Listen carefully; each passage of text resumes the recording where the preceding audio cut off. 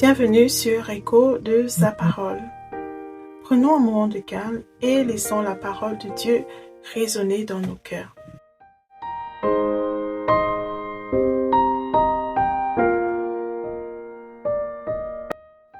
Bonsoir et merci de prendre ce moment avec nous.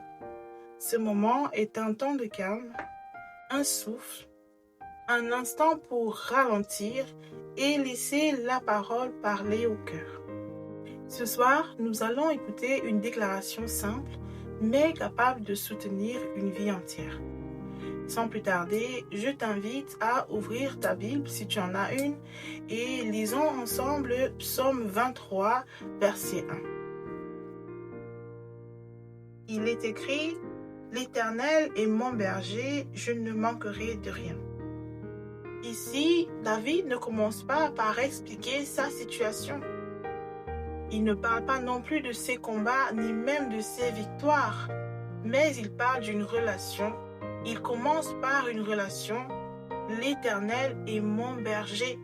Avant de parler de ce que Dieu fait, David commence par nous dire ici qui Dieu est pour lui, à savoir un berger qui ne conduit pas de loin. Il marche au devant, il observe et il anticipe. Cela signifie tout simplement que Dieu, il ne découvre pas ton chemin en même temps que toi. Il voit et il sait ce que toi, tu ne vois pas ou ne sais pas encore. Il connaît les détours, il connaît où se trouvent les dangers et il sait aussi où se trouvent les lieux de repos et pourtant, il choisit de marcher avec toi. Il faut savoir que beaucoup de personnes vivent avec cette idée cachée. Je dois me débrouiller seule. Alors elles continuent de porter. Elles encaissent encore et encore, même lorsque le corps est épuisé. Même lorsqu'elles sont épuisées, elles continuent encore et encore. Ce verset, lui, il vient apporter une autre vérité, à savoir que si Dieu est ton berger, alors sache que tu n'es pas livré à toi-même. Tu n'as pas à porter ta vie tout seul ou toute seule. Tu n'as pas à tout comprendre. Tu n'as pas non plus à tout contrôler. Tu peux tout simplement ou tu peux juste marcher un pas à la fois, bien que cela ne soit pas toujours simple. Il y a des saisons où tu sais quoi faire et d'autres où tu ne sais pas ou ne sais plus quoi faire. Des saisons où tu te sens confiant ou confiante et d'autres où tu doutes de tout. Tu pries et pourtant le ciel te semble silencieux ou fermé. Tu demandes et pourtant la direction n'est pas claire. Ce verset-ci ne promet pas des réponses immédiates, mais il promet une présence constante. Et quand l'attente se fait longue, le cœur cherche souvent des moyens de tenir. Parfois, on veut ou on cherche juste à faire taire ce que l'on ressent et on s'accroche à ce qui peut distraire l'esprit. Au début, cela donne l'impression de tenir.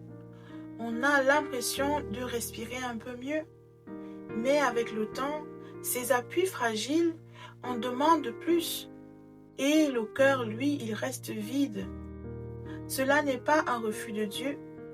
Ce n'est pas non plus par amour pour le mal, mais c'est très souvent le cri silencieux d'un cœur épuisé. Et parfois, cela prend une autre forme. Certaines personnes, dans cette fatigue intérieure, cherchent à combler ce vide à travers des relations. Alors elles vont s'attacher à des personnes qui ne les respectent pas vraiment et elles acceptent moins que ce qu'elles ne valent.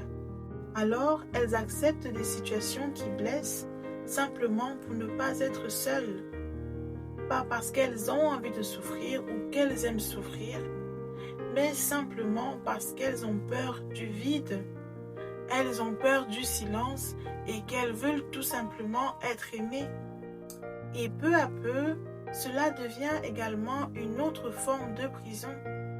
Le cœur est plus fatigué, l'âme est plus chargée et Dieu, il voit cela, il voit tout cela. Il ne voit pas seulement les mauvais choix, mais il voit aussi le manque d'amour derrière. Et il dit doucement, je suis ton berger. Alors laisse-moi te montrer ton vrai chemin. Laisse-moi t'aimer comme tu en as besoin. Pas comme tu le voudrais, mais comme tu en as besoin. Tu n'as pas à mendier ce que moi je veux te donner. Revenons maintenant sur les déclarations de David. Il poursuit en disant « Je ne manquerai de rien ». Cela ne veut pas dire que j'aurai tout ce que je désire ou tout ce que je souhaite. Car ce que nous désirons ou nous souhaitons n'est pas toujours forcément ce qui est bon pour nous. Dieu, lui, il sait ce qui est bon pour nous. Il sait ce dont nous avons besoin avant même que nous ne le formulons. Alors ce verset, cette suite-ci nous dit « Je ne serai jamais privé de ce dont mon âme a besoin, car oui, Dieu sait ce dont mon âme a besoin avant même que je ne le formule. » De ce fait, parfois il va nous donner des réponses, parfois il nous donnera de la patience, d'autres fois il nous donnera du courage et parfois encore il nous donnera tout simplement sa présence. Mais ce qui est sûr, c'est que Dieu, il ne laisse pas vide, il ne laisse rien vide. Alors, si tu le désires, tu peux appliquer cela à toi-même et dire tout simplement dans ton cœur, « Seigneur, je te confie ma route. Oui, je ne sais pas tout. Oui, je ne comprends pas tout. Mais j'ai confiance en toi. J'ai confiance au fait que toi, tu me conduises et que tu saches ce qui est bon pour moi. Et j'ai confiance au fait que tu m'amèneras à bon port. » Ce simple acte de confiance constitue déjà en lui-même un repos. Eh bien, ce soir, je voudrais te dire ceci. Je voudrais que tu saches ceci, que la foi, eh bien, elle n'est pas toujours spectaculaire. Parfois, elle consiste simplement au fait de se lever, de respirer, de continuer et de faire confiance, même lorsqu'on est épuisé, même lorsqu'il y a des doutes, de faire confiance même lorsqu'il y a des larmes, et savoir et croire que Dieu est bien, il nous conduise à bon port. Il sait ce qui est bon pour nous, il sait ce qu'il y a de mieux pour nous et ce dont notre âme a besoin, et de ce fait, nous ne manquerons de rien. Et ça, eh bien, Dieu appelle cela une foi précieuse. Et maintenant, qu'en est-il de toi? Dans quel domaine de ta vie est-ce que tu as besoin de laisser Dieu te guider davantage?